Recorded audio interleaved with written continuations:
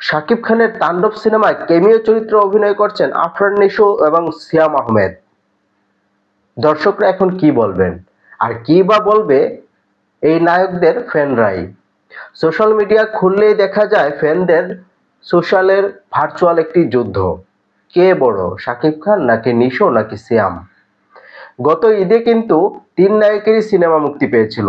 তা নিয়ে তুমুল আলোচনা যেমন হয়েছিল, তেমনি সোশ্যাল মিডিয়াতে নায়কদের ফ্যান ফলোয়ারদের একটি বাকযুদ্ধ কিন্তু লক্ষ্য করা গেছে। কিন্তু এখন প্রশ্ন হচ্ছে, একই সিনেমায় যখন তিন নায়কের উপস্থিতি থাকবে, তখন ফ্যানরা কি বলবেন? অবশ্যই একটা দিক দিয়ে যুক্তি দাঁড় করাবেন, সাকিবিয়ান যারা আছেন তারা অবশ্যই যুক্তি দাঁড় করাবেন যে শাকিব খানের তাণ্ডব সিনেমাতে ক্যামিও চরিত্রে অভিনয় করেছেন আফরান নিশো এবং সিয়াম আহমেদ। অবশ্যই তারা ক্যামিও চরিত্রে অভিনয় করেছেন, কিন্তু নিশো ভক্তরা এবং সিয়াম ভক্তরা এখন কি বলবেন? আপনাদের প্রিয় নায়ক যখন একটি সিনেমাতে ক্যামিও চরিত্রে থাকেন, ছোট্ট একটি চরিত্র এবং খুবই স্বল্প সময়ের উপস্থিতি, এখন আপনারা কি বলবেন?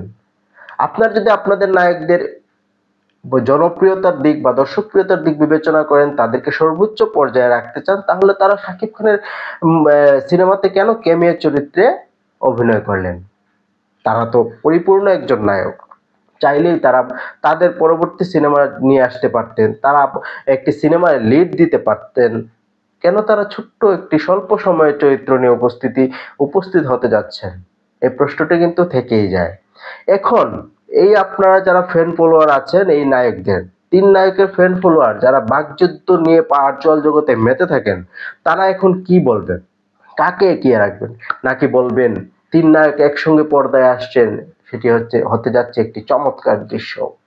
কি বলবেন আপনারা? কাকে এগিয়ে রাখবেন?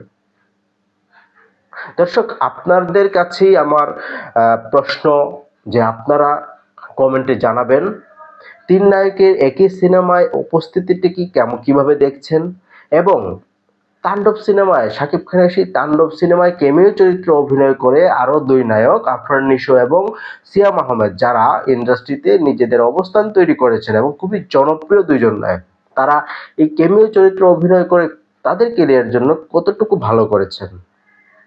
মতামত আপনাদের, অপেক্ষায় রইলাম, কমেন্টে জানাবেন। ধন্যবাদ।